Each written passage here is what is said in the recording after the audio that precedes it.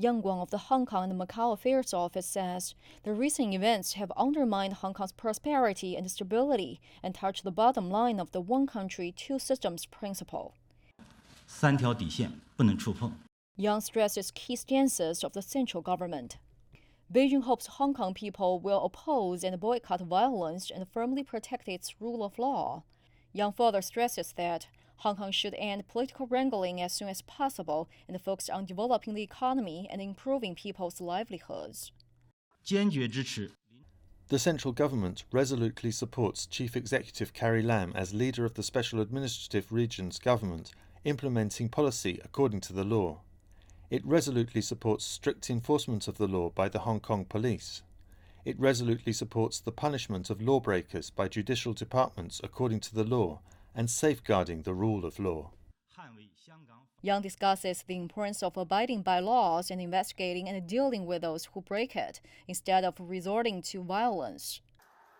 任何主张 No matter how noble they think their goals might be, they cannot express themselves in an illegal or violent manner. Violence is violence, and illegal behaviour is illegal behaviour. The nature of that will not be changed by making false propositions. Yang says the central government will continue to unswervingly implement the principle of one country, two systems, and ensure that this principle remains unchanged and is not tampered with in practice. 一国是根是本。 The one country is the roots. The roots need to be deep for the leaves to flourish. When we implement this in Hong Kong and Macau, we emphasize three bottom lines. We absolutely do not allow damage to national security and national sovereignty. We absolutely do not allow challenges to the authority of the central government and Hong Kong's basic law. And we absolutely do not allow the use of Hong Kong to infiltrate and damage the mainland. We can talk about the two systems only on the basis of one country. 基本法 Yang adds that Hong Kong is China's Hong Kong, so this is China's domestic affairs. It won't allow foreign countries' intervention. Some countries want to turn Hong Kong into China's problem, but China intends to prevent that. Yang says the most important task for Hong Kong now is to firmly punish violent crimes, recover the safety of society, and maintain its good rule of law. Maintaining strong growth momentum, Chinese telecom giant Huawei recorded a 401 billion yuan revenue, about $58.3 billion in the first half of 2019, an increase of 23.2% from 325.7 billion yuan. Its net profit margin sits at 8.7%. We're still climbing, step by step towards the pinnacle of the ICT market. We have chosen the toughest path, but we have no regrets. Huawei's consumer business revenue hit 220 billion yuan, roughly $32 billion. Its smartphone shipments reached 118 million units, a 24% year-on-year increase. It does. You don't get the sense that anything's critical. You get the sense that they took a shot. You know, maybe they shook a little, but they didn't lose their feet. They didn't go down, and they're standing there and they're sort of coming back now. When Huawei was put on America's entity list in May, lots of people thought that it was a death penalty for the company. But now, at least based on its half-year financial report, the company is living quite well. But it doesn't mean the company is completely safe. To date, Huawei has secured 50 commercial 5G contracts and has shipped more than 150,000 base stations to markets around the world.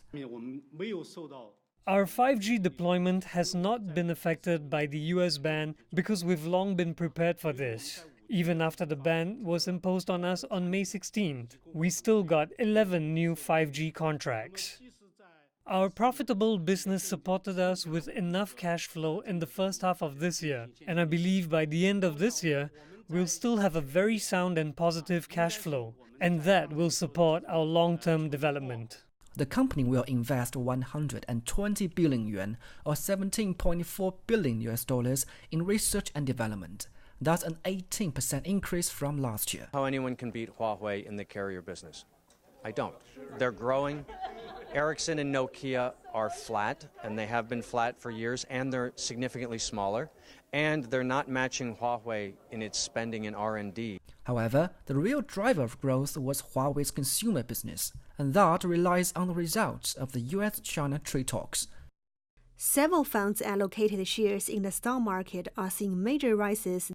The ETF run by Southern Asset Management saw a boost in holdings of almost 50% on the day of the stock's debut. And other similar products also received big purchases during the day.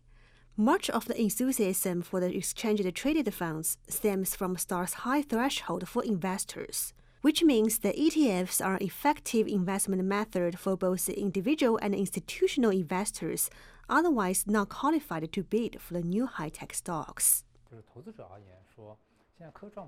Investors' willingness to invest in the stock market stems from their desire for valuable and sustainable shares. But the investment threshold of the stock market is quite high, which means not everyone is able to invest in the new board. So they use ETF products to get access to high yields over the middle and long term. Assets under management of China's outstanding exchange-traded funds hit a record high last year, according to research company Oliver Wyman.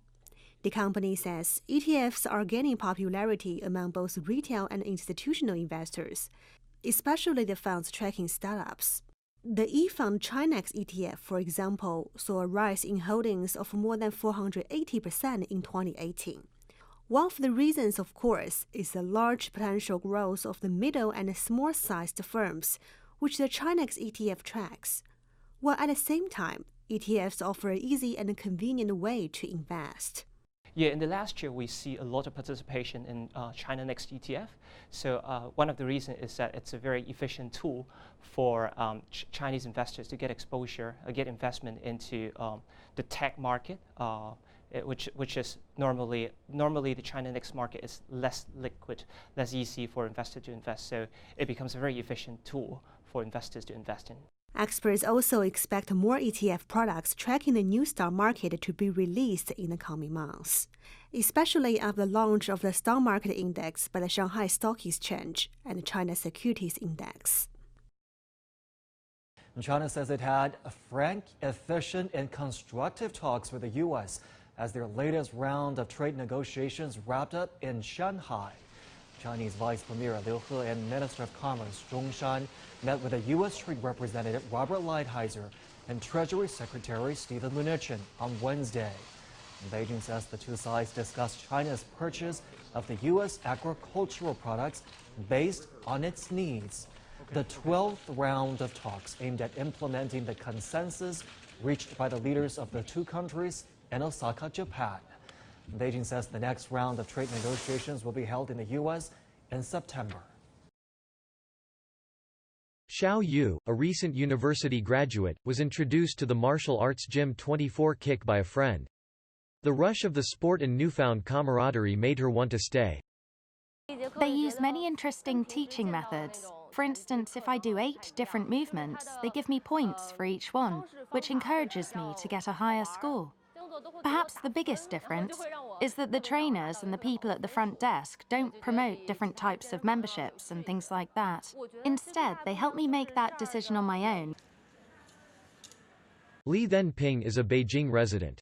When he noticed that a new archery club had opened there, he decided to give it a try. I think it's a lot of fun to shoot arrows.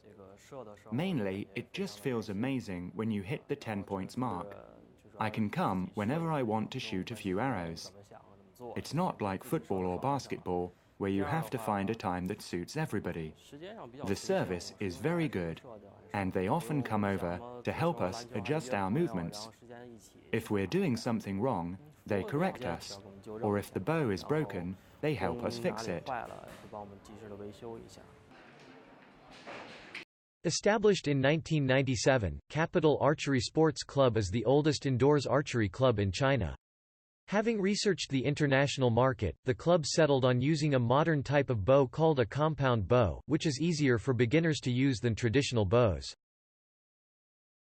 Our compound bows have two fixed pulleys at the top and the bottom and use gas to release, kind of like the trigger of a gun. The bows also have a sight window and a bow sight. It magnifies the target. All of this means that the compound bows achieve much higher accuracy than recurve bows. As for our business model, our goal is to use the fastest and simplest methods possible to increase their skills. Our basic demand of our trainers is that any visitor should be able to place 3 arrows within the yellow circle. Chinese consumers are increasingly turning to these less mainstream sports for fitness and entertainment. It is creating a huge market that many businesses can't wait to explore.